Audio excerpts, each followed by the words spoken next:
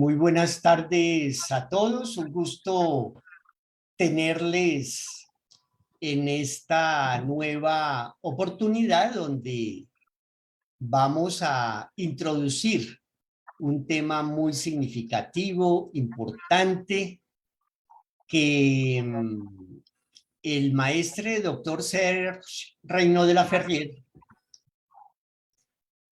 presenta en su séptimo mensaje el Yoga Yogismo, una matesis de psicología. La importancia de que estemos revisando constantemente la estructura de nuestro pensamiento. Es un tema amplio, complejo, lo podemos ver desde diferentes ángulos. Hoy lo vamos a introducir con algunos ejemplos concretos muy interesantes que Giselle y Gerson, quienes nos acompañan, tienen preparados. El maestre de la Ferrier habla de cómo, por ejemplo, en Occidente estamos muy acostumbrados a tener en cuenta solo pensadores, autores de Occidente. También habla de cómo la estructura de pensamiento ha sido indicada, incluso autorizada por algunos pensadores, autores. Y termina diciendo que muy poco utilizamos la aplicación de enseñanzas, de mensajes de sabiduría a aspectos de nuestra vida diaria. Y así podríamos seguramente ampliar esta lista de situaciones que él las aborda por la necesidad y la urgencia que el tema implica, ya que la yoga también se aplica al pensamiento. La yoga se aplica al estudio, a la observación, a la aplicación del pensamiento, sobre todo en esta era del saber, la era del Acuarios. Contamos hoy con la grata compañía de la microbióloga de la Universidad de Colombia, Giselle Parada Sandoval, quien es magíster en periodismo científico de la Universidad Javeriana, magíster en administración de empresas de la Universidad Arturo Prat y con estudios en medicina china en la Escuela Latinoamericana de Medicina China en Santiago de Chile. Gerson Marín Flores es físico de la Universidad Industrial de Santander en Bucaramanga. Giselle es colombiana, también actualmente se encuentra radicada en Chile. Gerson está hace ya unos meses en Arequipa, en Perú. También está residiendo prácticamente en Lima. Y ambos son muy destacados docentes de las fundaciones hermanas que han emanado del pensamiento de su fundador original, el doctor de la Ferrier, junto con todo el trabajo que hizo al respecto su discípulo, el maestre doctor David Juan Ferris Olivares. Entonces es un gusto tenerlos esta tarde con nosotros en este preámbulo a un tema tan profundo que amerita pues toda una serie de cursos. Y a ustedes les invitamos a que durante esta transmisión nos compartan sus preguntas, hagan sus comentarios. Aquí en el Facebook estaremos atentos a leerlos y desarrollaremos esta presentación a manera justamente de conversatorio. Entonces les damos la palabra a Giselle y Gerson. Bienvenidos. Hola Edwin, muchas gracias por la invitación. Nos alegra estar aquí en el Liceo de Síntesis de Bogotá, que ya tiene varios seguidores, que es bastante dinámico y bueno, le damos también un gran saludo a Giselle. Nos encanta tener la oportunidad de compartir este conversatorio, ya que generalmente tenemos conversatorios, pero no públicos, entonces aquí va a ser más público, siempre con diferencias de criterio, que es muy importante para tener una visión más amplia de las cosas. Así que bueno, nos alegra estar aquí. Muchas gracias. Igualmente, pues un gusto y muchísimas gracias al Liceo de Síntesis de Bogotá por la invitación. Hace también bastante tiempo que no participamos, hace varios años. Recuerdo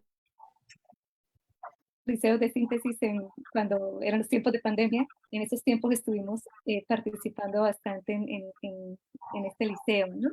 Y bueno, para el día de hoy pues tenemos un tema bastante importante.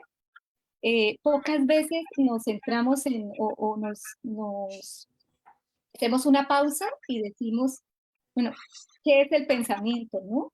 Sino es algo que pues siempre nos acompaña, pero pocas veces estamos haciéndonos esa pregunta, ¿no? Voy a compartir pantalla.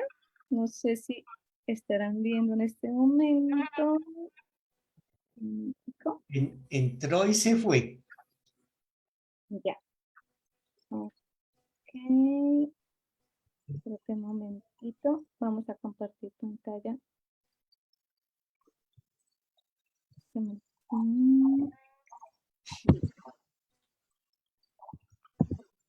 Ahí Ahí ya. ya entró, sí. Perfecto. Entonces, bueno, para el día de hoy queremos conversar no solamente pues con Gerson eh, durante la tarde de hoy, sino también queremos que todas las personas que están conectadas participen con sus comentarios, ¿no?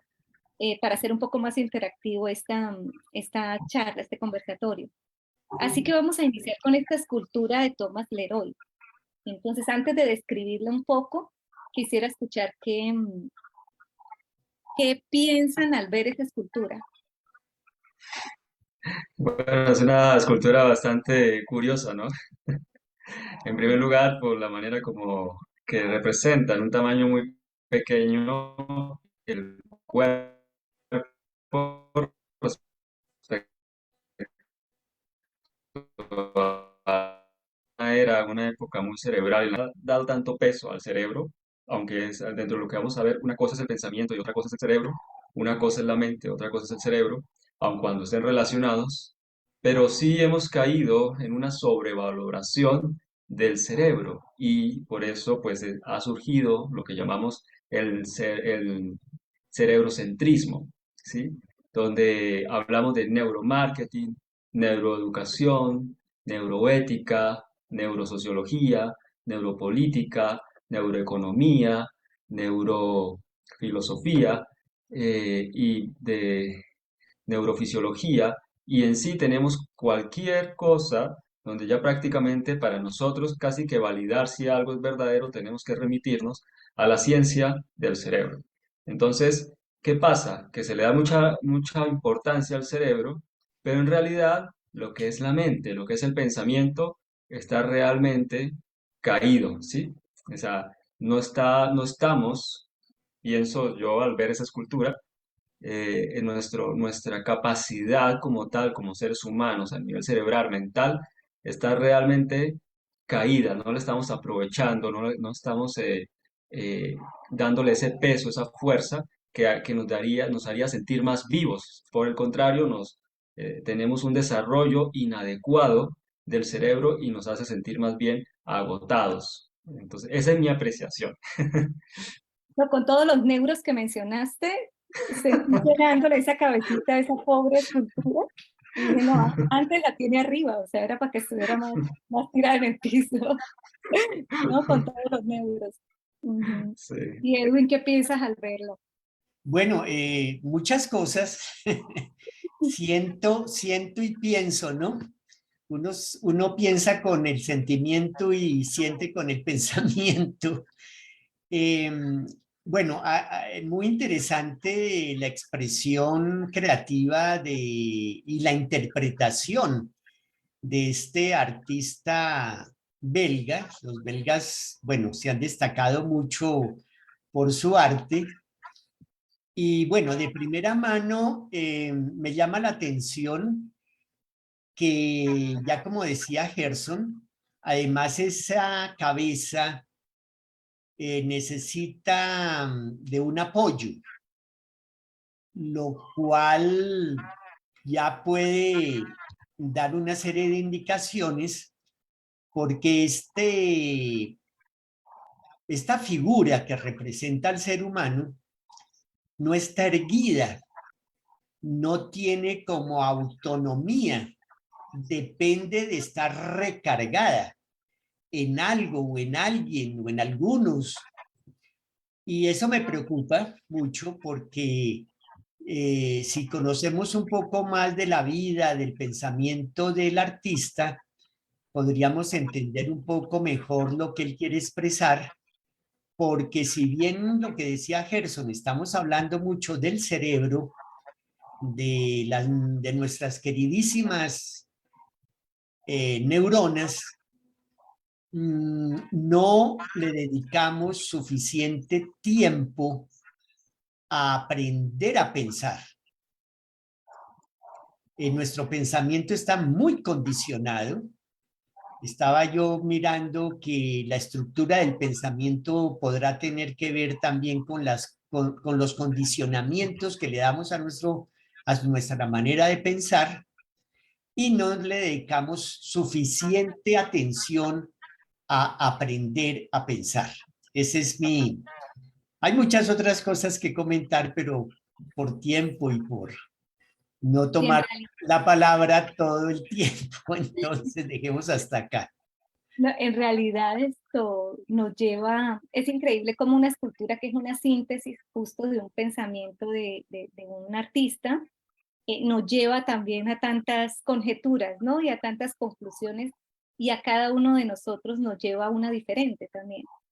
Em, Igual vayan participando ir participando en el chat también lo que piensan, lo que opinan. Yo quería comentar acá con lo que ustedes han dicho para complementar un poco, que Tomás Leroy justo hizo, esta escultura formó parte de 4 esculturas que él hizo, y todas es con la cabeza más grande que el cuerpo.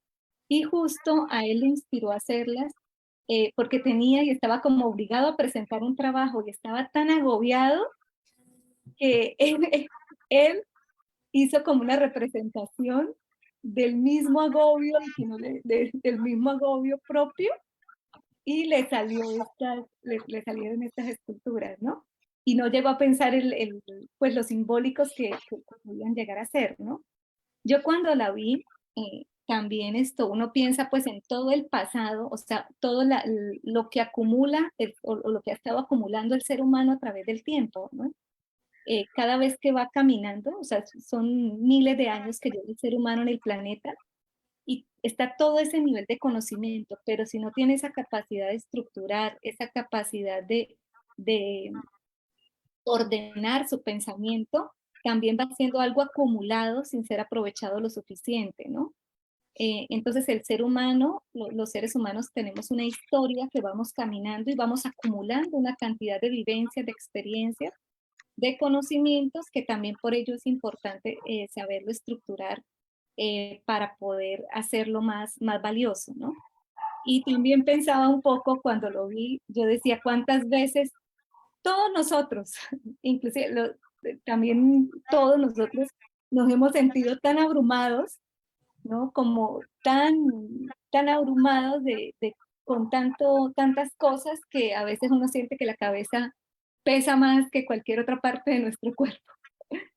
Entonces ahí pues tenemos que recordar parte de las herramientas que vamos a ver hoy en esta charla, de cómo poder recordar, cómo podemos hacer para poder ordenar ese pensamiento y que no nos abrume. Y la otra característica que quería comentar es que algo curioso, un dato curioso, que hace muchos años se pensaba o se decía que a medida que el ser humano pensaba más, como que el cerebro iba a ser más grande, ¿no? Que esa era como una hipótesis que se tenía hace muchos años. Decía, a medida que piensa más, entre más piensa, pues más grande va a ser esa cabeza, ¿no? Pero bueno, el tiempo nos ha dicho que en eso no, pues no tiene mucho que ver el tamaño del cerebro, con respecto a que una persona piense más que otra. Bueno, vamos a la siguiente. Acá nos emocionamos con la escultura porque siempre el arte nos eleva, ¿no? Aquí tenemos saludos desde Bogotá, Ujú. desde nada menos que desde el Sajama, en Mm. Bolivia, de Miami, de Panamá. Bueno, ahí están llegando las personas. Les invitamos a que hagan sus preguntas, sus comentarios. Sigue, Giselle. Adelante, bueno, pues muchas gracias, saludos a todos y qué bueno que estemos reflexionando sobre este tema desde diferentes partes del mundo totalmente interconectados, ¿no? Así como es el pensamiento. Gerson, tenías una definición del pensamiento.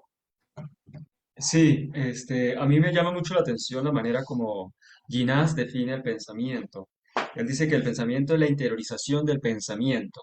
Obviamente, desde el punto de vista de lo que ha sido el desarrollo del sistema nervioso a lo largo de la evolución de los seres vivos, recordemos que las plantas no tienen un sistema nervioso mayormente, casi que no tienen, ¿no?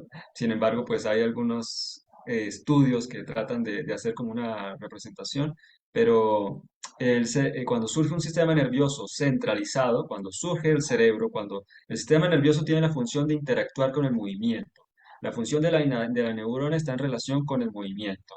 Y generalmente cuando no hay una centralización de ese movimiento, o sea, cuando no hay un cerebro, entonces esa reacción es externa, ¿no? A los eventos, a los sucesos externos, donde un organismo simple interactúa ya sea a la luz, a la temperatura o a algún estímulo donde permite reaccionar mediante su capacidad nerviosa.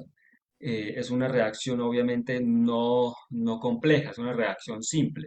Pero en la medida en que vamos teniendo mayor capacidad de reacción a una multitud de eventos, de sucesos del entorno, entonces, y cuando toda esta capacidad de interacción o reacción se va centralizando, entonces surge el cerebro. Y el cerebro permite pues que haya una respuesta más elaborada, una respuesta más compleja, una respuesta más interiorizada.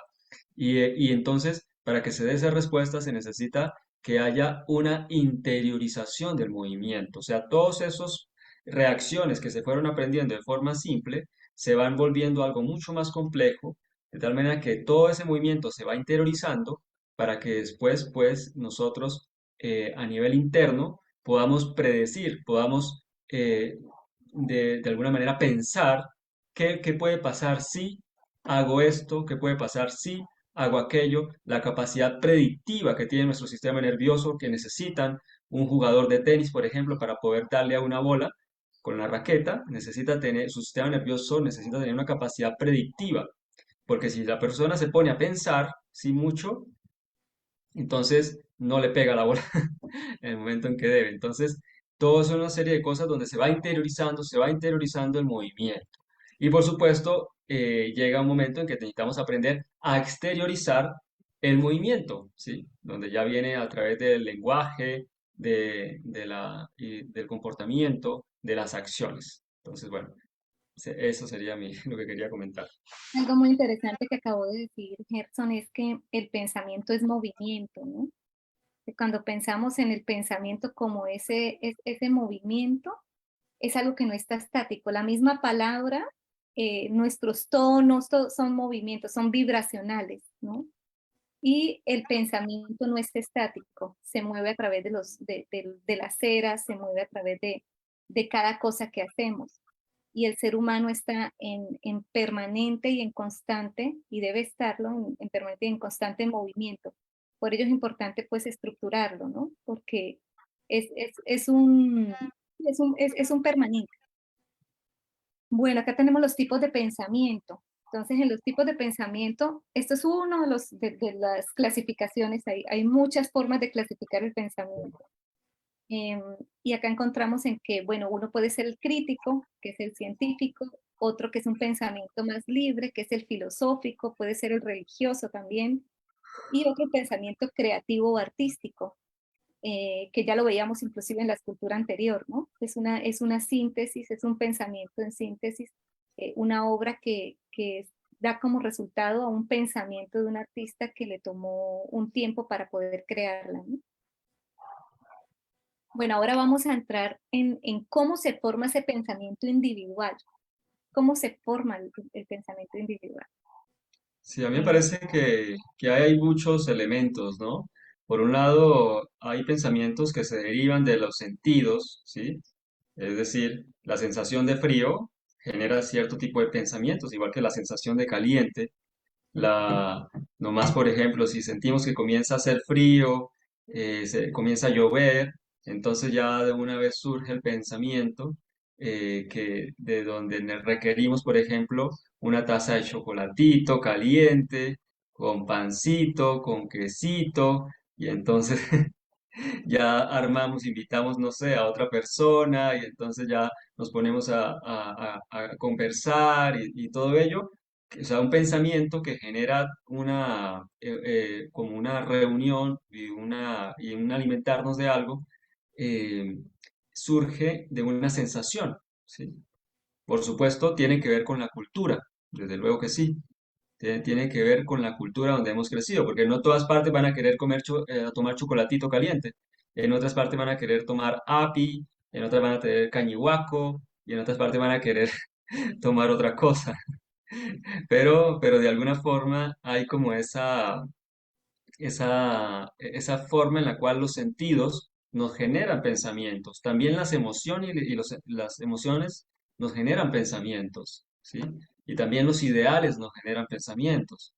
Entonces, pero desde luego el ambiente es supremamente determinante, nuestro cuerpo es supremamente determinante.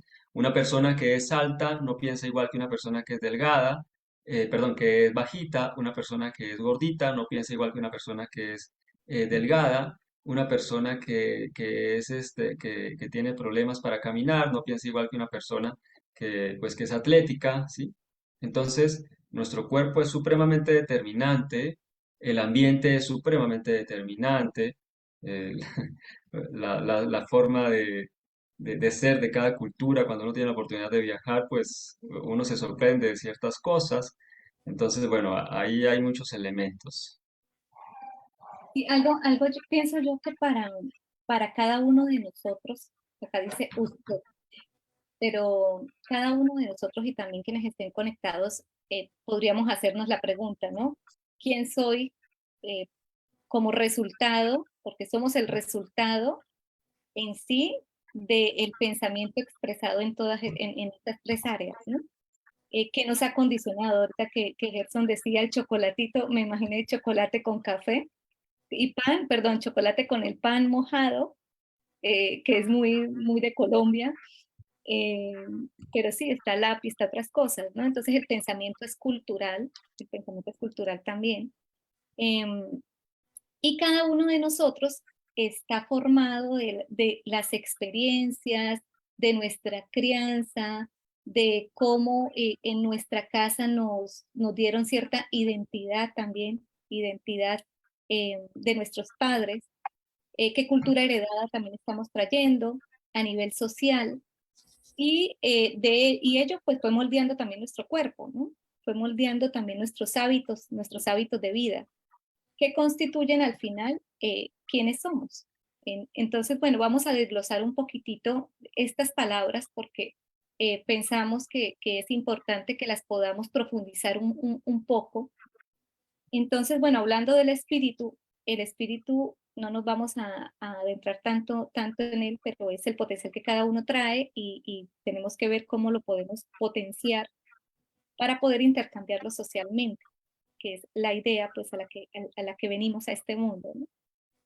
Nuestro cuerpo, nuestro cuerpo está moldeado en gran parte por la alimentación. La alimentación viéndola no solo como abajo nos muestra la muchacha, dependiendo de lo que nosotros elijamos comer, en la alimentación hay cosas muy profundas en ello, o sea, hay tipos de alimentación, por ejemplo, alimentaciones bajásicas, alimentaciones macrobióticas, como Edwin nos decía al principio, no nos hemos metido de repente en el pensamiento de otras culturas. Mm, y por qué, y qué les aporta este tipo de alimentación más, más, por ejemplo, si nos metemos perdón, me fui, en la macrobiótica, en la parte de rajásico, por qué razón ellos eligieron ese tipo de alimentos y qué actitudes ellos pueden expresar debido a ese tipo de alimentación, ¿no? Hoy en día también se habla del cerebro, que nuestro intestino también es un segundo cerebro. Entonces, si viéramos esa escultura con esa cabezota, también veríamos una escultura con una tremenda barrigota llena de una cantidad de microorganismos que están así haciendo una función bastante importante a nivel del metabolismo, y se dice que ellos también condicionan nuestro pensamiento. Dependiendo del tipo de bacterias que tengamos, del tipo de metabólisis que se haga de acuerdo a lo que nosotros comamos, ellos van a poder hacer un tipo de fermentación y por lo tanto dar unos metabolitos que a, van a condicionar de cierta manera lo que pensamos. También en el campo de la alimentación está el tema de los ayunos, cómo ciertos ayunos nos ayudan si nosotros eliminamos alimentación que nos requiere demasiado gasto energético para metabolizar. Esta energía pues se va a ir mucho más al pensamiento o se va a direccionar a otras labores que nosotros establezcamos. Entonces no vamos a estar tan condicionados por el uso de esta energía para simplemente hacer digestión. Entonces los alimentos también, cómo se usan, la cantidad que se usan, la frecuencia con la que se usa, hoy en día y en varias culturas es usada para poder direccionar el pensamiento hacia un lado o hacia otro. Eso es algo muy importante. Y la alimentación, también el aire como alimentación. No sé si Gerson nos puedas comentar un poquito lo que el aire como alimento también nos puede ayudar en el pensamiento. Sí, hay tres tipos de alimentación fundamentales para el ser humano, dice el maestro doctor Serge Wainola de la Ferrier. Por un, pues obviamente están los alimentos que, como ya comentó Giselle, los probióticos son fundamentales porque producen el 90% de la serotonina de nuestro organismo, que es la hormona de la felicidad, y de allí pues se derivan una serie de cosas. Entonces nosotros pensamos según nuestro estado anímico también. Entonces, si nosotros estamos con depresión, pues vamos a pensar de manera negativa. Si estamos tristes, pues vamos a pensar de cierta manera. Entonces, el estado anímico es muy importante en el acondicionamiento de la atención, del pensamiento y de la inteligencia. Pero también, eh, obviamente, el ejercicio influye, es muy importante el ejercicio. Hay otro tipo de alimentación que es la respiración, el oxígeno, que menciona el maestro Laferrière. Y él dice incluso que el movimiento respiratorio es el maestro del pensamiento. Es decir, que nosotros necesitamos aprender a respirar, que ahorita no podríamos hablar pues mucho acerca de la respiración porque es un tema bastante amplio, pero digamos de una manera sencilla que nosotros en las terminaciones nerviosas que tenemos acá se detecta el ritmo, o sea, detectan el aire, ¿no? Y de esa manera hay unas estructuras cerebrales en lo que es la médula oblongata, en el complejo de Prebusinger, donde tenemos una cantidad de neuronas que se encargan de captar el ritmo respiratorio. Y esas neuronas tienen una relación directa con todo el sistema nervioso, tanto en la vía superior alta, a nivel de la corteza cerebral, ¿sí? De la amígdala también, de la corteza prefrontal, del tálamo, del cerebelo y por supuesto de todo lo que es la médula espinal y por todo el sistema motor. Entonces, esa estructura que tenemos ahí detecta el ritmo respiratorio y el ritmo respiratorio es un indicador de si estamos estresados, si estamos ansiosos, si estamos molestos, si estamos tranquilos, si estamos felices, ¿sí? Entonces, de esa manera rápidamente todo el sistema nervioso a través de la respiración va a generar una respuesta, o sea que influye tremendamente. Entonces, si nosotros estamos de cierta manera, vamos a pensar de cierta manera. Entonces, por eso el movimiento respiratorio es el maestro del pensamiento, como dice el doctor Serge Renoir Laferrière. Pero también dice el maestro de Laferrière que hay otro alimento y es las hormonas. Las glándulas endocrinas producen hormonas. Y eso no solamente es algo vegetativo, automático, sino que yo mismo, cuando me pongo en ciertos estados anímicos, produzco hormonas. Si yo me estreso con facilidad por algo porque interpreto las cosas como si fuesen un peligro en lugar de una oportunidad, entonces yo produzco cortisol, ¿sí?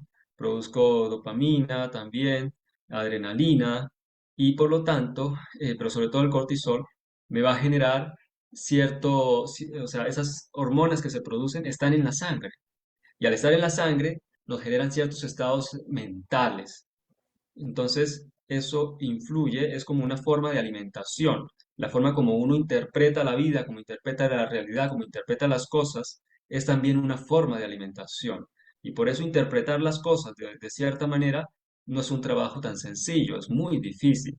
Es muy difícil que yo pueda pasar de interpretar el odio que le tengo a una persona, interpretarlo como una posibilidad de perfeccionamiento.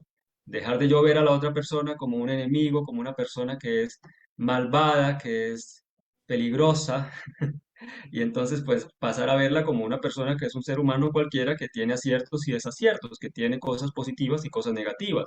Cuando Stalinado Zuleto en su obra El elogio a la dificultad dice que el ser humano cuando le toca observar los errores de otra persona, cuando analiza a otra persona, cuando esa persona comete algún error, dice que esa persona es mala, es malvada.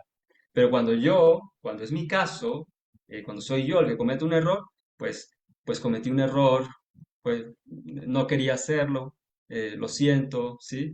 Pero en ningún momento yo me juzgo como si yo fuese malvado, como si fuera malo, por cometer un error, pero si la otra persona comete un error, entonces sí es mala. Entonces yo veo a veces a otra persona y me da dolor de estómago, comienzo a pensar negativamente de esa persona y esa que se cree, que se está haciendo, por qué está viniendo aquí y ahora ya a mí no va a decir tal cosa y entonces uno comienza a pensar, a pensar, a pensar.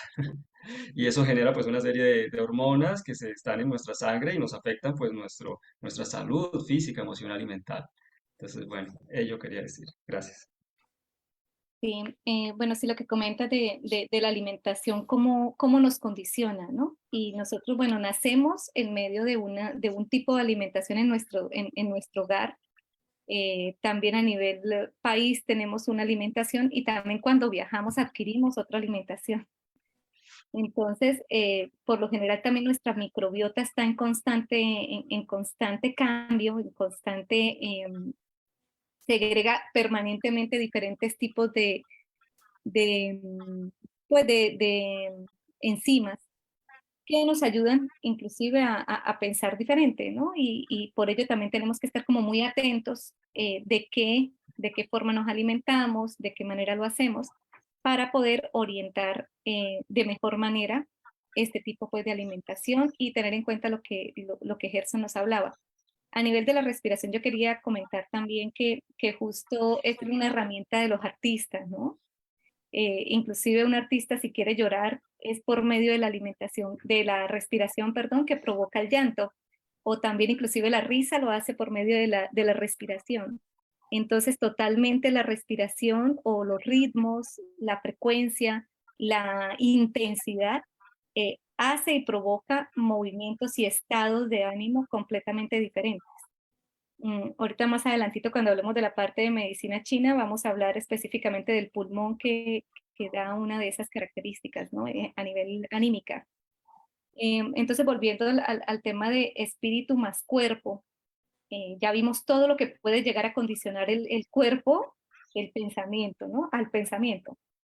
Ahora sí que pues la parte del ambiente. El ambiente, justo el lugar donde estamos insertos, también nos condiciona.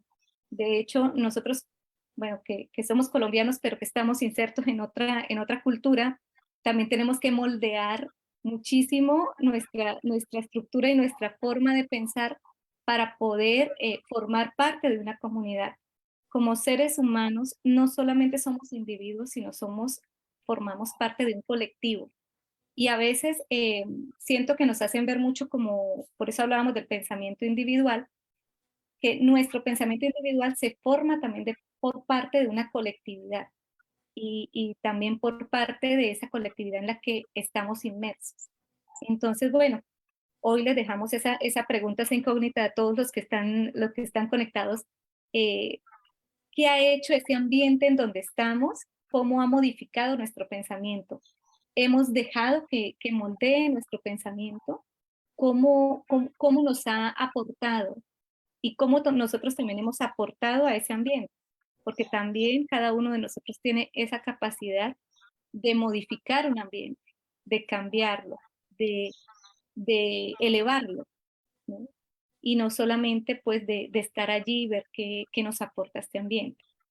Entonces, al ser conscientes que somos espíritu, somos un cuerpo y también estamos condicionados por un ambiente, eh, vamos a saber qué somos en realidad o hasta qué punto estamos dispuestos. El viajar y el adaptarnos a diferentes lugares a veces no es tan fácil, ¿no? Entonces eso nos lleva a tener un pensamiento también bastante adaptable y bastante modificable para permitir que permee ese pensamiento en lo que nosotros somos y permitir que nos aporte este pensamiento. Em, Sí, de hecho no, la pandemia, lo que fue la pandemia, inmediatamente generó un cambio de condiciones del ambiente, donde, bueno, los más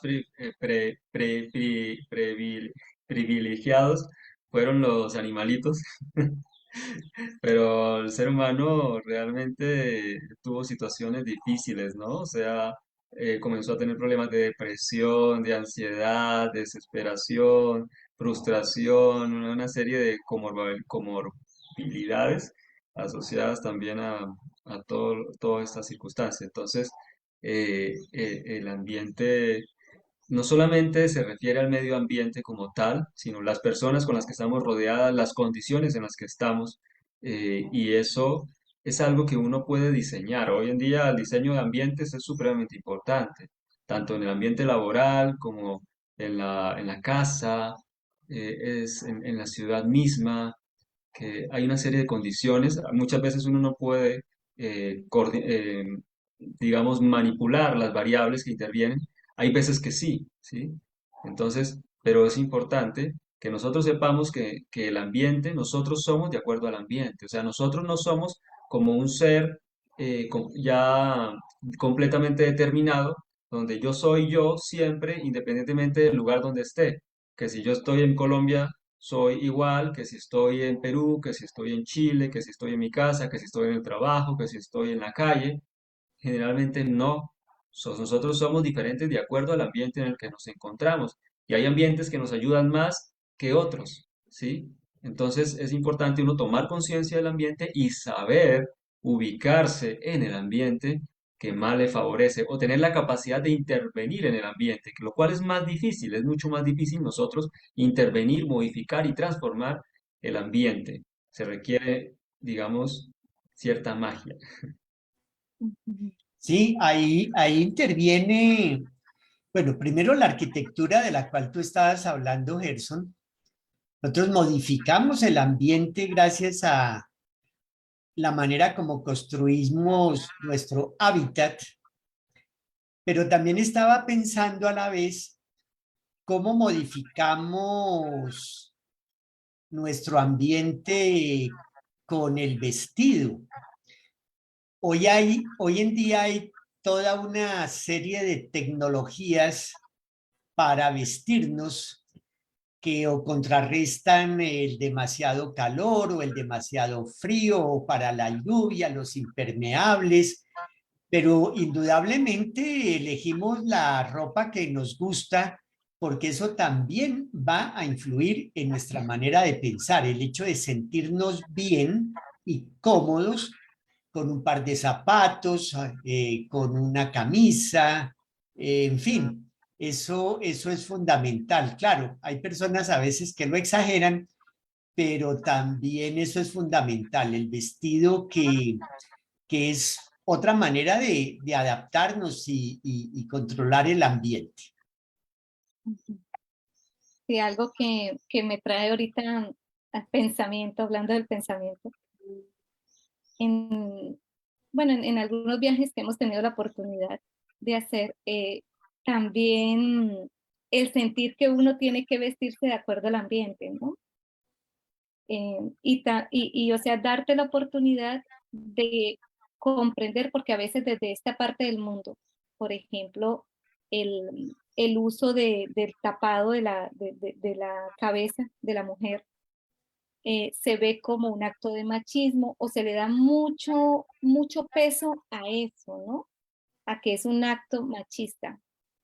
Pero en realidad, al verlo o al permitirnos verlo desde otro punto, de otra manera, el uso estético de esos velos tan hermosos, porque hay velos con unos tocados súper lindos, súper femeninos, eh, resaltan, por ejemplo, mucho más sus ojos, sus cejas, y la mujer se ve muy femenina, ¿no?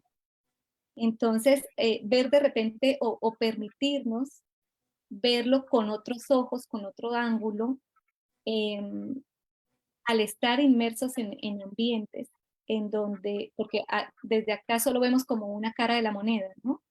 Y al poder estar en estos lugares, te permite ver algo más allá de la belleza, ¿no? Una sutilidad de otro tipo, en donde se resaltan otras cosas. Entonces también los ambientes en la forma de vestir nos dice mucho, ¿no? Nos da una lectura. También podemos leer muchas cosas del vestir. Em, pero bueno, esto da para varias, para varias conferencias, Edwin. No se Sí, puede entrar a no, varias. indudablemente.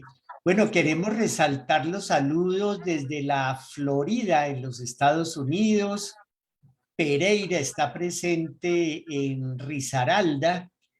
Recibimos saludos desde Trujillo, Perú, Florida Blanca en Santander y Cerquita. bueno, ahí desde Tarija, mm, eh, desde el Valle del Cauca.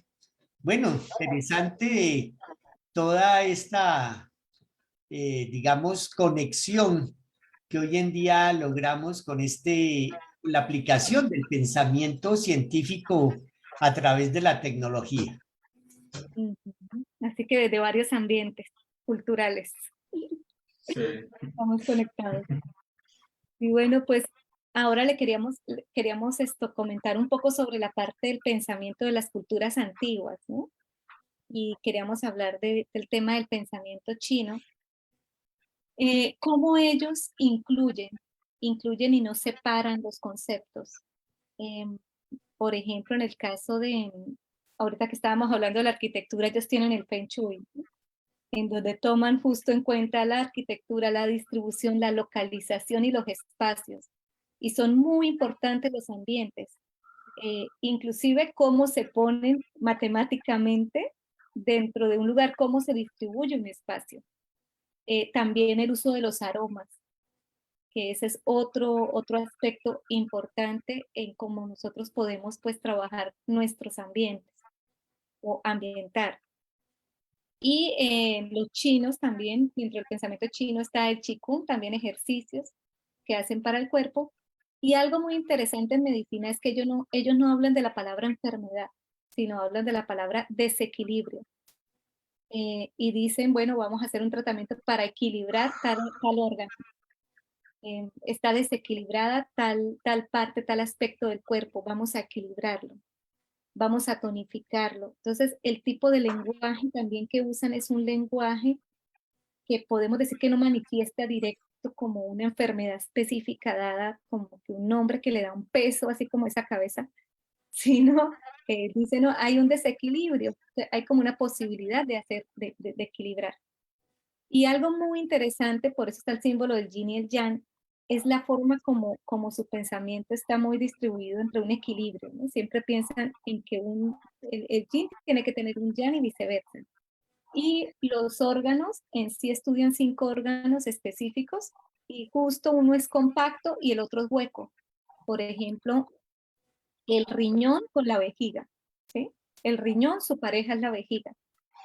Y estos 5 órganos tienen alma y tienen espíritu.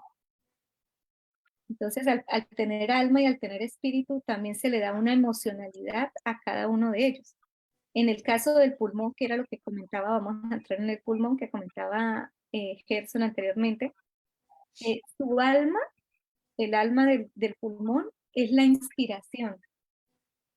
Entonces se dice que una persona que tiene un buen pulmón, que tiene ese órgano bien fortalecido, es una persona que es capaz de inspirar. Y si lo relacionamos con todo lo que escuchábamos anteriormente de Gerson, que la respiración es como el maestro del pensamiento, es como uno de los órganos más elevados en ese sentido, ¿no? Entonces, quien tiene un buen pulmón representa que su espíritu, que es la inspiración, se expresa. Y el alma, que es como la emocionalidad, es la tristeza. Entonces, una persona que tiene un problema de pulmón, por lo general, al estar respirando muy, muy frecuentemente, si nos damos cuenta con un artista, es la forma de llorar, ¿no? Entonces, da tristeza, da sentimiento. Entonces, se dice que el alma del pulmón es la tristeza y la forma más elevada es la inspiración. Y así sucesivamente, ¿no? Tienen, por ejemplo, el riñón, su compañero es la vejiga, y la parte espiritual más elevada del riñón es la voluntad. Y justo coincide con que ahí están las glándulas suprarrenales, ¿no? Y es la voluntad la que aloja la parte más elevada del riñón. Y el alma o su parte emocional es el miedo. Entonces, se le atribuye, por ejemplo, que muchos problemas de control de esfínter de los niños a veces se da por miedos y por esa razón no son capaces de controlar su orina. Em, y bueno, podríamos seguir así con los 5 órganos, pero esto lo queríamos comentar como es como el pensamiento chino es una cosa gigantesca. Tuve la oportunidad de estudiar y podría decir un poquitito de todo lo que eso implica, pero para darnos cuenta que un órgano que es algo biológico, específico, está unido a algo espiritual y está unido también a un sentimiento, ¿no? Entonces ellos no hacen una separatividad de que esto es la biología o la medicina y esto es el espíritu y esto es el sentimiento. No, ellos integran todo, el todo, ven al ser humano como un todo, em, y en donde tienen en cuenta inclusive hasta el ambiente para poder hacer un diagnóstico. Entonces diagnostican por pulso, diagnostican por lengua, tienen muchas formas de diagnosticar a un ser humano, pero es muy integral, es una forma muy integral de ver al ser. Eso quería comentar con Sí. respecto al pensamiento. Giselle, Pedro Mendoza pregunta sobre la bipolaridad. ¿Es problema de pulmón y corazón? La bipolaridad más es algo psicológico, ¿no? Más está en el campo psicológico, pero bueno, para los chinos se habla del desequilibrio. Y pues se puede partir por hacer un proceso de equilibrar todas las áreas del cuerpo, para ver si tiene algún tipo de incidencia. Ahora también, dentro de la medicina china, ellos la parte médica la caracterizan con una pirámide, ¿sí? En donde está una base de la pirámide que es como preventivo. Y en la preventiva, porque ellos trabajan mucho en la medicina preventiva. Está otra que es como la media, en donde hay ciertos síntomas, y otra en donde ya hay un daño orgánico. Entonces, ellos trabajan en sí, se dice que la medicina china puede abarcar la parte, la base, que es la prevención, un poco el área de síntomas, pero ya en la pirámide, en la cúspide, donde hay un daño orgánico, un desorden ya em, hormonal o más físico-químico dentro del cuerpo humano, ya entra la medicina occidental. Entonces, cuando son etapas preventivas, se pueden trabajar estos aspectos de llegar a tratar de equilibrar, ¿no? Si ya se ve que ese equilibrio, o sea, o que ya ha pasado mucho tiempo y ya hay un daño, un desequilibrio ya más funcional, en medicina china se dice, eso ya es aspecto de la medicina occidental. Pero tenemos que recordar que para los médicos chinos, ellos inclusive, bueno, esta medicina tiene más de 3000 años, ellos em, trabajaban mucho con médicos por familia. Entonces eran médicos que estaban permanentemente a cargo de 5 o 10 familias y conocían de hecho su historial y de esa manera ellos estaban trabajando como esa prevención. Antes que ocurriera un desequilibrio, iban trabajando sus áreas para equilibrar, ¿no? Sí, pues eso. No sé qué otra cosa quieren de este aspecto o avanzamos. Bueno, sí, siempre hay lo que es la unidad de la mente y el cuerpo. Hay una tendencia a separarlos y bueno, ya la evidencia del psicosomatismo muestra que un porcentaje muy elevado de las enfermedades que tiene el ser humano son de origen mental y no son de realmente físicas. Y cuando hablamos de lo mental, no necesariamente estamos hablando del cerebro, ¿sí? Porque fíjense, el hecho de que los órganos, como comenta Giselle, tengan asociados lo que llama el alma o las emociones son parte del estado mental de la persona. Entonces, lo mental no está restringido exclusivamente al cerebro, ¿sí? A la cabeza. Eso es súper importante tenerlo claro. Lo mental está en todo el cuerpo también. De hecho, cuando se hacen estudios de neurociencias para determinar si cuando una persona toma una decisión, qué área del cerebro o qué áreas del cuerpo son las que primero se activan, pues resulta que muchas veces cuando una persona va a tomar una decisión que es inadecuada, lo primero que se activa es el corazón y no el cerebro, ¿sí? Es decir, que los órganos, muchos órganos de nuestro cuerpo, tienen una acción que va primero antes que haya algún tipo de activación cerebral. Y esos son estudios que se han hecho tanto recientemente como desde hace algunas décadas, donde el cuerpo tiene una capacidad mental, ¿sí? Eso es súper importante tenerlo claro. El cuerpo tiene una capacidad mental. De hecho, hubo un experimento muy famoso que se hizo en la década de los 90, donde un médico quería mirar cuando ponía unos fajos de cartas y las personas tenían que ir sacando, habían como eh, cuatro bloques de cartas y algunas tenían cartas que de alguna manera le daban más puntos a la persona y otras tenían cartas que le daban menos puntos. La persona no sabía cuál bloque de cartas era el que más le iba a dar puntos o cuál era el que menos le iba a dar puntos. Y no era algo obvio, ¿sí? No era algo obvio. Tenía que ser en el transcurso de muchos turnos de sacar cartas que la persona aproximadamente 80, después de 80 veces de la persona sacar cartas, era lograba descubrir cuál era el bloque de cartas que más le daba puntos, ¿sí? Pero al hacer ese experimento, los médicos fisiólogos tenían medidores, marcadores corporales, ¿sí? Ya sea de sudoración, de respiración, de palpitaciones cardíacas y otra serie de marcadores somáticos donde, donde podían darse cuenta un poco cómo los diferentes marcadores somáticos se expresaban. aun cuando cerebralmente no hubiese ningún tipo de actividad. Resulta que la persona, cuando iba por la carta tipos más o menos 50, la persona se comenzaba como a dar, como a tratar de tener como una pequeña sensación, ¿sí?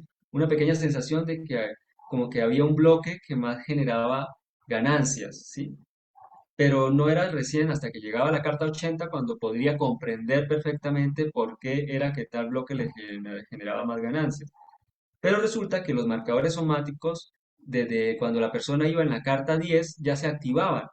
O sea, ¿qué significa eso? Que si una persona tiene la capacidad de ser sensible a su cuerpo, tener lo que se llama la interocepción, y ser capaz, sensible a su cuerpo, a las agitaciones sutiles de las palpitaciones, de la respiración, de la sudoración, de la tensión corporal, si la persona es suficientemente sensible, si desde la carta número 10 se habría dado cuenta cuál era el bloque de cartas que era el ganador, ¿sí? Pero generalmente nosotros no sabemos escuchar nuestro cuerpo. Eso es supremamente importante y entonces en ese sentido la medicina tradicional china está mucho más desarrollada, ¿sí? Y algo que quería agregar ahí también, con respecto a lo que Gerson dice, bueno, en medicina china o sea, recuerden que leíamos que no existen las enfermedades, ¿no? Porque nosotros en la mente de Occidente estamos muy acostumbrados a dar ya un nombre, ¿no? Tiene tal cosa, tiene esto otro, en medicina china no es así. Entonces,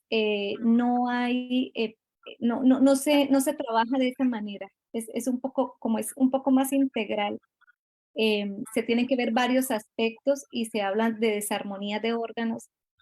También depende de la hora de la sintomatología, porque de hecho hay todo unas horas para que se expresan ciertos órganos.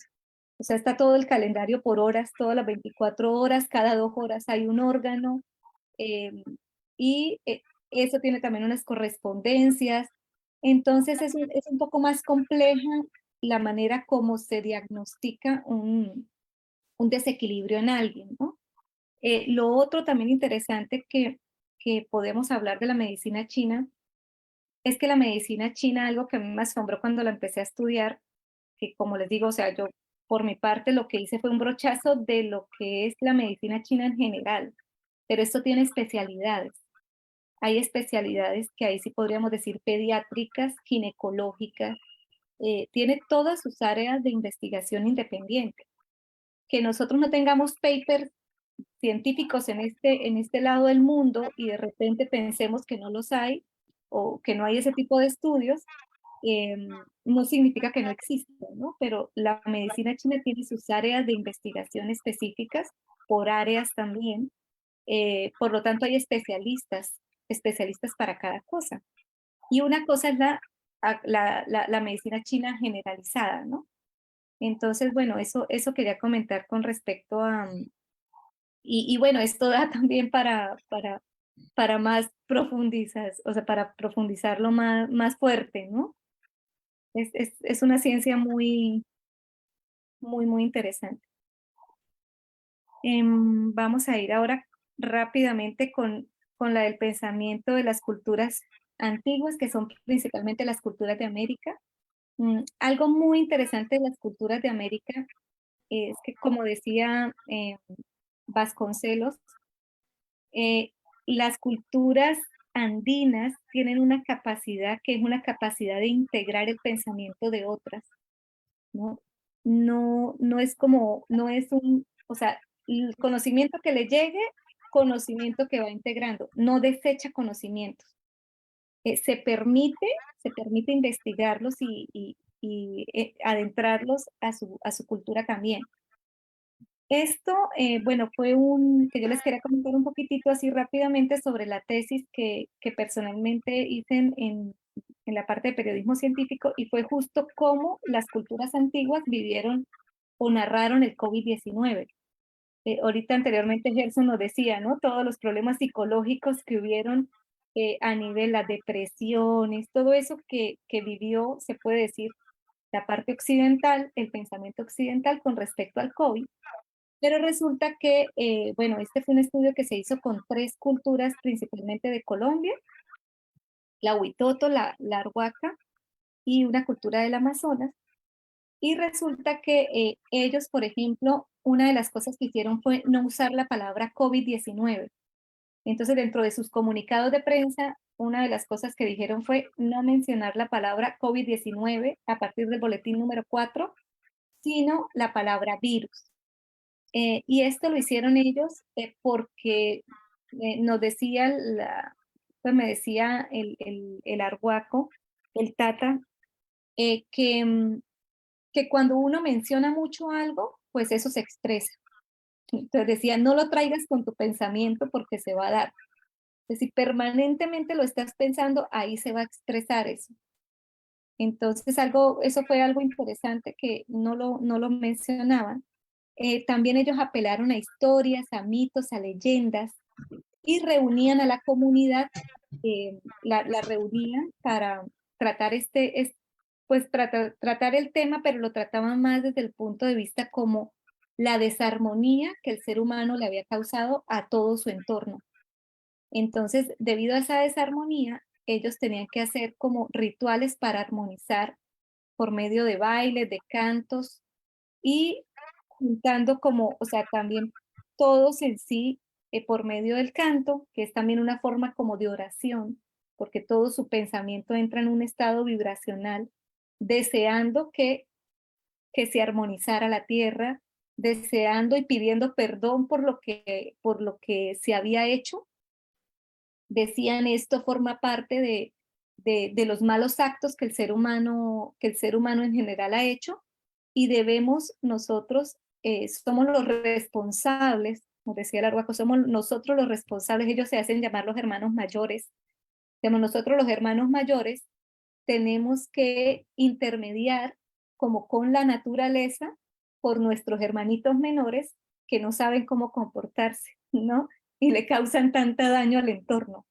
Entonces, hacían dentro de su planificación, porque tuvieron una planificación muy interesante, dentro de ello fue volver a sus semillas, lo primero asegurar su alimentación, el otro, por medio de las historias también reunían a la comunidad y ellos estaban aislados completamente, pero viviendo en comunidad.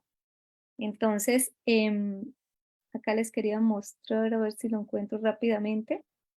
Esto era algo que yo les quería mostrar que es interesante porque a veces uno piensa en los indígenas y piensa que son personas desorganizadas o no sé, que viven así nomás, ¿no? Pero no, ellos tenían, por ejemplo, sus propios boletines, sus propios boletines en donde estaban viendo las estadísticas de acuerdo a lo que el Ministerio de Salud les iba pasando, ¿sí?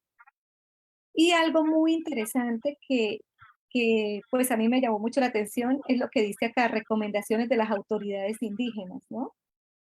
Pero acá no se ve muy bien, pero acá lo voy a leer. Dice, por ejemplo, una de las recomendaciones era volver a nuestras prácticas tradicionales de siembras y cultivos, compartir, hacer trueque, minga, volver al origen, conscientes del valor de los bienes comunes y saberes milenarios.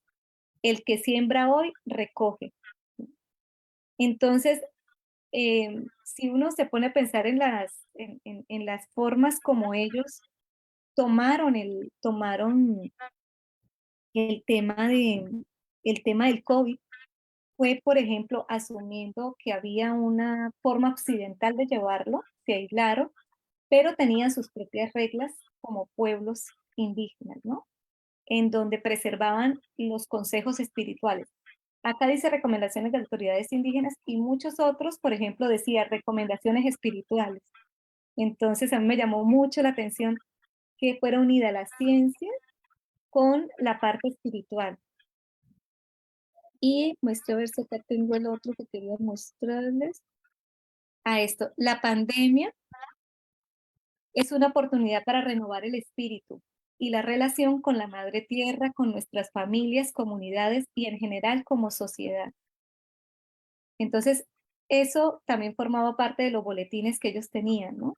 Entonces no veían la pandemia o no la describían o no usaban un modelo de comunicación como para generar más terror, miedo, sino lo que ellos prácticamente hicieron fue esto, también dar como ese sentido de esperanza, ese sentido de que era un momento de volver a la familia, que era una oportunidad para vivir en comunidad, era una oportunidad para rescatar sus semillas ancestrales. De hecho, hicieron huertos. Lo primero que ellos, la medida primera que tomaron fue hacer huertos en cada casa para asegurar la alimentación. Esa fue una de las medidas que ellos tomaron. Entonces, bueno, aparte de eso, tenían, por ejemplo, reglas. 5 de la mañana, ellos quemaban eucalipto, o sea, hacían como una limpieza del ambiente. Pero son puras hierbas que uno sabe que también sirven, por ejemplo, para la gripe, ¿no? Esto, romero, eucalipto y no recuerdo cuál era la otra que quemaban a las 5 de la mañana. Y a las 5 de la tarde, dentro de los hogares, dentro de las casas, hacían esa quema, también esas vaporizaciones. Entonces era otra forma de ambientar, si estamos hablando también del ambiente, que ellos dentro de su comunidad establecieron. Entonces tuvieron otras formas de vivir la pandemia, otras formas de comunicarla, muy diferentes a Occidente. Y siento que muy importantes de reconocerlas y de ver que podemos tomar también como lecciones para una próxima que tengamos que vivir, ¿no? Como sociedad. Ujú. Bueno, pues eso quería comentar de eso. Sí, es interesante esa manera en la que ellos hacían, porque realmente era bastante científica, ¿no? La manera como limpiaban, porque obviamente lo que es el romero, el eucalipto, pues tiene el, el timerol, se me olvidó el principio activo que tiene el romero, el eucalipto, que evidentemente sí tiene la capacidad de matar los virus, ¿sí? O sea, ese tipo de limpiezas que se hacen, de hecho uno tenía que tomar, el hecho de uno poder tomar infusiones de romero, de eucalipto, ¿sí? Y de este otro orégano, ¿sí? Era- También ayudan muchísimo a la eliminación de los virus. Entonces, este, realmente el conocimiento ancestral debe ser validado y cuando se vive de acuerdo a la naturaleza, pues uno tiene las herramientas suficientes para defenderse, ¿no? Entonces es muy interesante esa manera de pensar en unidad con la naturaleza, pues permite una manera más íntegra de hacer frente a las situaciones que se presentan. sí, o sea, Sí, de hecho, aquí en Bogotá organizamos con el maestre doctor David Ferris Olivares el primer simposio internacional de epistemología de las culturas andinas, es decir, el estudio del pensamiento de estos saberes ancestrales, tanto antiguos como vivos, actuales en este momento, de todo su conocimiento y cómo lo podemos adaptar a nuestra sociedad, a nuestras condiciones. Hoy le enviaba a los directivos internacionales, a los maestros, la maestra Marianilda Serfarbulú, el maestro José Miguel Esborrón de Andrade, quienes dirigen las fundaciones a nivel internacional, la invitación que hace la Universidad de la Ciudad de México al quinto seminario de epistemología de las culturas andinas y mesoamericanas. Porque se trata de eso, no podemos rechazar por paradigmas obtusos la validez y la importancia de estos saberes, el chino, el tibetano, esa medicina tibetana que es también supremamente profunda como la china y que, bueno, felizmente se ha venido a sintetizar con la medicina occidental, medicina alopática, que también ha sido llamada. Muy bien. no, pues muchas gracias. Em, será- Vamos acá. Sí, algo interesante también que se me olvidó mencionar de las culturas, es que también cuando fallecía un miembro, por ejemplo, algo muy bonito, una manera muy bonita de narrarla, era que decía, invitamos a la siembra de quien en vida fue tal persona, ¿no? Y una forma de usar el lenguaje y la analogía de la naturaleza con la vida del ser humano. Muy bonita, o sea, una relación de semilla. Y pensarnos como semilla, pocas veces lo hacemos, ¿no? Entonces, algo muy bonito. Bueno, entonces, pues bueno, después de haber hablado de tantas cosas, como decimos, es hay mucho que decir del pensamiento. Llegamos a hacernos esta pregunta, ¿no? ¿Cómo estructurar nuestro pensamiento? Entonces estamos en un mundo lleno de hiperinformación por todo lado y ahora el celular y el internet pues nos lleva a estar informados cada segundo si lo queremos, ¿no? Si activamos las notificaciones de todas las redes sociales nos volvemos locos de la cantidad de información que nos puede llegar cada segundo. Y una de las cosas que anhelamos encontrar muchas veces es esa tranquilidad. Entonces eso pues nos lleva a lo siguiente, ¿no? ¿Cómo poder ordenar y estructurar ese pensamiento? Ujú.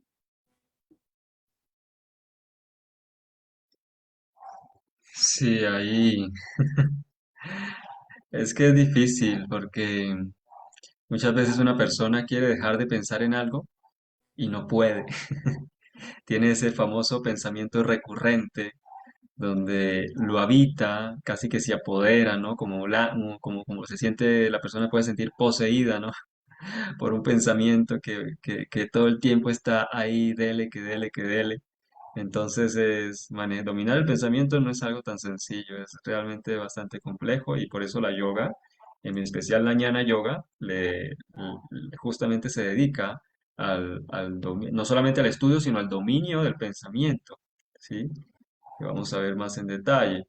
Recordemos que estamos en la era del Aquarius, que es la era del pensamiento, es la era del saber. Y las pruebas, las dificultades que hay hoy en día son sobre todo dificultades de criterio, aprender uno a tener el criterio de qué hacer en cada momento, qué no hacer, cómo hacer, saber que se sabe, saber que se sabe lo que se sabe, saber que no se sabe lo que no se sabe y saber que, que se sabe también aquello que sabemos, aquello que no sabemos, ¿no? Entonces son diferentes formas en las cuales uno tiene que aprender cómo a tener el criterio suficiente para cada situación. Y por lo tanto, mientras que en eras anteriores, como Piscis, por ejemplo, como Aries, en Aries, pues lo más importante era la valentía, ¿no? Desarrollar el dominio de la personalidad, superar la personalidad, el dominio del ego. En Piscis, pues era el desarrollo del sentimiento. Y entonces en Acuarios es el dominio del pensamiento, la conquista del pensamiento. Y el pensamiento es creador, el pensamiento tiene una gran fuerza, el pensamiento tiene una capacidad de transformación y de penetración de las cosas, de transformación de la realidad. Pero el tema es que teniendo esa capacidad nosotros no sabemos pensar bien. Por eso el maestro Reinhold Ferrer dice que la estructura del pensamiento debe ser analizada y la relaciona con la yoga por el hecho de que no es sencillo. Realmente necesitamos nosotros para poder tener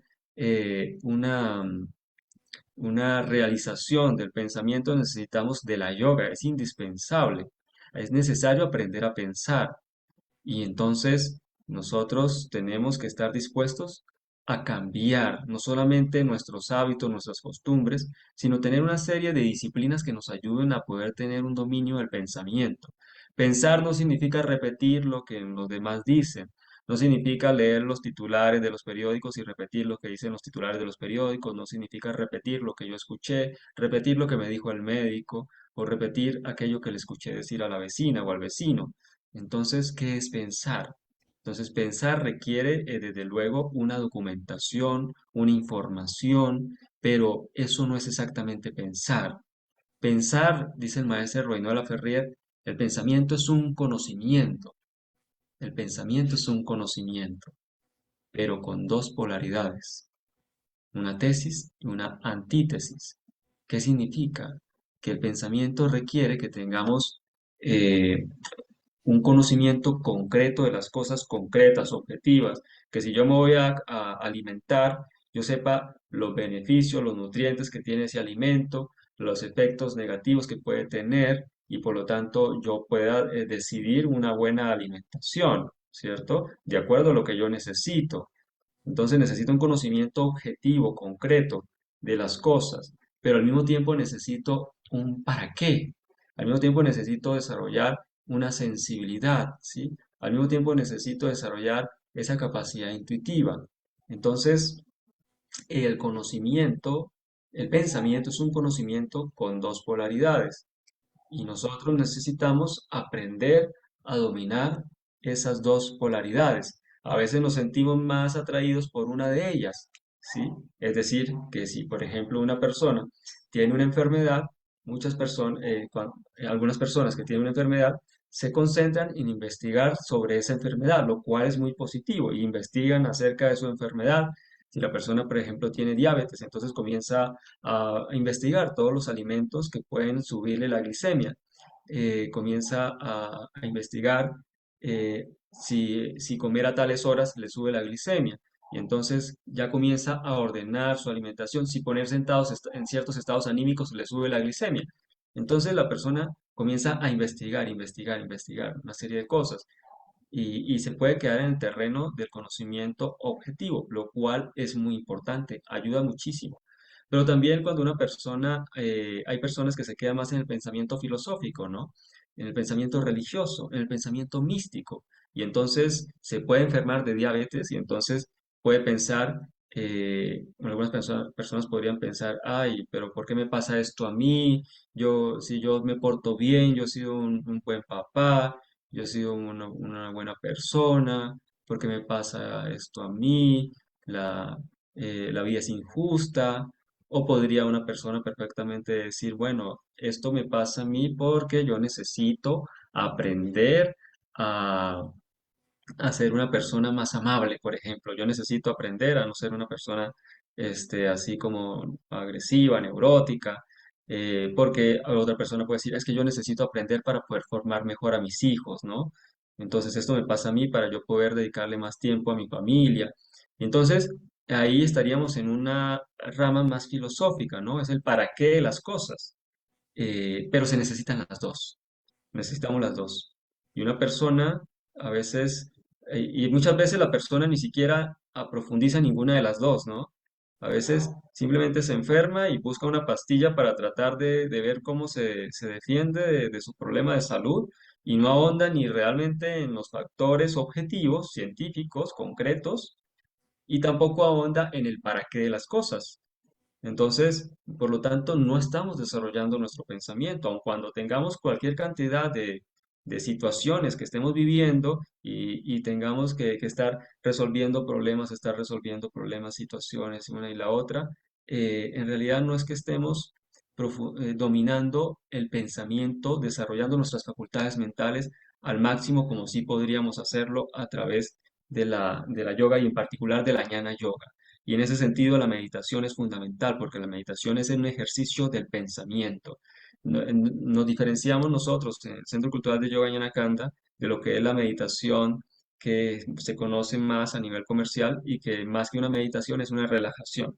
En nuestro caso, la meditación es un ejercicio del pensamiento, requiere un esfuerzo del pensamiento, requiere un conocimiento, requiere aprender a hacer relaciones, correlaciones, aprender a relacionar las ideas, a construir ideas complejas, a ver las cosas de diferente manera, y todo ello requiere aprender a respirar bien, aprender a tener una buena postura, aprender a desarrollar una serie de facultades que, que generalmente pues no se dan en los ambientes más comerciales.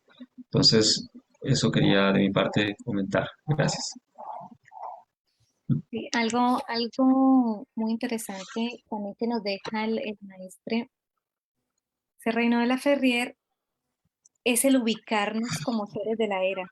No sé, a mí esa frase como que casi siempre la llevo conmigo. Es algo que me acompaña y que siento que me ayuda mucho, o sea, a uno frente a cualquier cosa, como dice pensamiento, ubícate como ser de la era. O sea, ¿por qué? Porque ahorita estamos en un momento de transición y al estar en momento de transición, como estamos inmersos todos en un ambiente, también sentimos ese nivel de confusión, ¿no? Ese nivel de confusión político, ese nivel de confusión en la educación, en las estructuras familiares, prácticamente todo está en ese proceso de transición. Y a veces no sabemos cómo nosotros ubicarnos, ¿no? Frente a esos temas o frente a ese nivel de ansiedad también en el que está la sociedad misma. Y nosotros mismos nos impregnamos a veces de esa misma ansiedad que hay en este ambiente, porque estamos viviendo esta transición. Y cuando nos ubicamos como seres de la era y empezamos a pensar, valga la redundancia, en estructurar nuestro pensamiento como seres que estamos en este proceso, en esta etapa, logramos también decir, listo, ¿qué herramientas tenemos o qué herramientas nos deja o nos recuerda el doctor Serrano de la Ferrier? Uno de ellos, por ejemplo, es el pensamiento epistemológico, ¿no? Y el pensamiento epistemológico nos da esa herramienta de ir atrás, de estudiar cómo se vivieron las diferentes eras y cómo es la que viene. Y la que viene, sabemos, a mí a veces me llena de verdad, de tanta felicidad de pensar que estamos en una era en donde tenemos el acceso a tantas cosas, ¿no? Y que podemos lograr muchas cosas si podemos nosotros estructurar y ordenar toda esa cantidad de conocimiento a la cual hoy en día tenemos acceso que en la era de crisis no la tuvimos. O inclusive entender la misma pandemia como señales, si aplicamos el pensamiento epistemológico como las señales de la era del Aquarius, en donde perfectamente podemos identificar que, bueno, vino un virus por el aire, nadie lo vio, entonces vamos viendo muchos elementos de la era que se hicieron presentes y por lo tanto ya no se llena uno de tanta ansiedad por lo que estuvimos viviendo, ¿no? Entonces ese pensamiento acuariano o el ubicarnos como ser de la era nos permite también empezar a decir, listo, nuestro pensamiento debe estar orientado y más hacia este lado, más en una eh, no tanto en la de creer, sino en la de saber, sin quitar, por ejemplo, que la oración también es una forma de orientar el pensamiento y de direccionarlo, ¿no? El canto también es una forma de direccionar ese tipo de pensamiento, pero la era está vibrando en las comunicaciones, está vibrando en la información y es tanta que si no aplicamos los métodos para poder ordenarla, estructurarla, terminamos como la escultura con la cabeza completamente tendida, echando humo de tanto conocimiento adquirido, ¿no? Entonces, eso quería comentar con respecto a la era del Aquarius y el pensamiento, ¿no? Giselle, Gerson, excelente la presentación, esta importantísima introducción. Los invito a que vayamos concluyendo ya también por la hora. Ha sido un viaje por el tema del pensamiento muy, es decir, lleno de generación de inquietudes, ¿no? Porque pensaba, bueno, por un lado tenemos que ubicar el pensamiento, la conciencia, la inteligencia, el criterio, pero de eso se trata justamente, de tener esa habilidad, porque también el nivel de manejo de la complejidad es el que también indica el nivel de evolución de las personas. Entonces, si ustedes quieren ya irse despidiendo con algunas conclusiones y vamos terminando. Ya, pues muchas gracias. Bueno, yo simplemente lo que diría es dos frases que las quisiera que todos los que están escuchando esta conferencia también la lleven para que la estén meditando. La de la frase de espíritu más cuerpo más ambiente igual a usted. Entonces, ese usted, que somos cada uno de nosotros, cómo estamos pensando y cómo estamos estructurando, ¿no? ¿Qué es lo que está saliendo como resultado de esa fórmula? Entonces, esa fórmula que quede como de tarea, y el de ubicarnos como ser de la era del Aquarius, recordar los métodos, ¿no? El método de la yoga, el método epistemológico, el método científico, el método dialéctico, que tenemos herramientas para poder estructurar este pensamiento.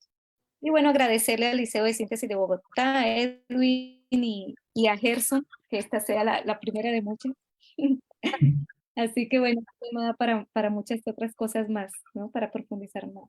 Así que muchas gracias y gracias a todos los que estuvieron acompañándonos en línea. Sí, muchas gracias, Giselle, Edwin. Bien, pues hay un tema que es interesante y es que nosotros pensamos que somos seres racionales, ¿sí? Nos consideramos seres racionales. Y la neurociencia muestra que el 95% de nuestras decisiones son emocionales. Así que hablar del pensamiento resulta a veces como sencillo, pero no es tan sencillo. Entonces yo quisiera primero que recuerden, en primer lugar, que el pensamiento no está religado exclusivamente al cerebro, ¿sí? O sea, lo mental no está religado exclusivamente al cerebro. Está relacionado con todo el cuerpo.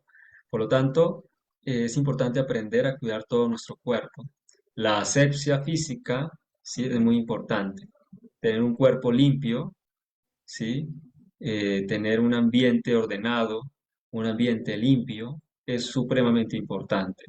Así como no solamente a nivel externo, sino a nivel interno, de limpiar, alimentarnos bien, no comer frituras, no comer harinas refinadas, no comer, es decir, no comer muchas cosas cocidas, sino más bien comer buena cantidad de crudos, fibra, es supremamente importante.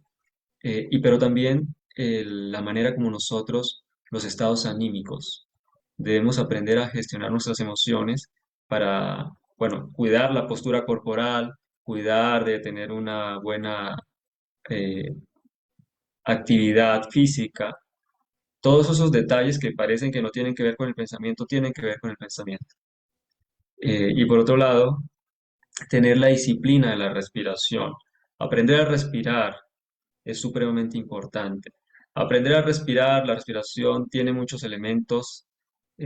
Aprender a tener una respiración suave, pausada, profunda, tener momentos durante el día para que nosotros dediquemos tiempo exclusivamente a respirar bien, ojalá en un ambiente donde haya naturaleza, ojalá en un ambiente limpio, preferiblemente en las horas de la mañana, tempranito, madrugar y hacer algunos ejercicios, ya sea de yoga o por lo menos algún tipo de actividad física, pero también sobre todo aprender a respirar bien.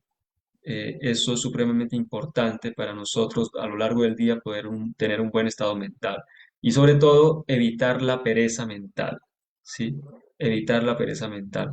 Tener la capacidad nosotros de tener un orden, una estructura mediante la cual analizamos las cosas, darnos un tiempo para analizar las cosas, para profundizar suficientemente y desde diferentes ángulos y no considerar que nuestra postura es más importante que la de la otra persona.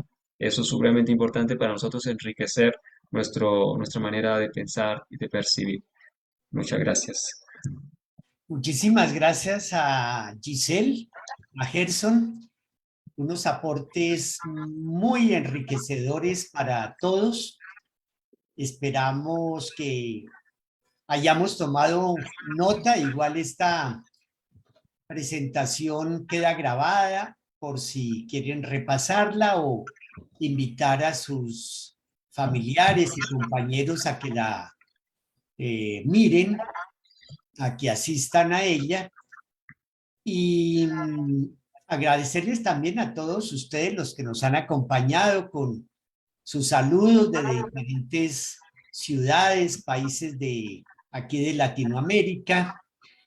Y bueno, anunciarles que de hoy en 8 días, el Liceo de Síntesis desde Bogotá va a presentar un tema muy interesante sobre arte, cuando el maestre Reino de la Ferrier, en su sexto mensaje, indica que el arte es de esencia divina.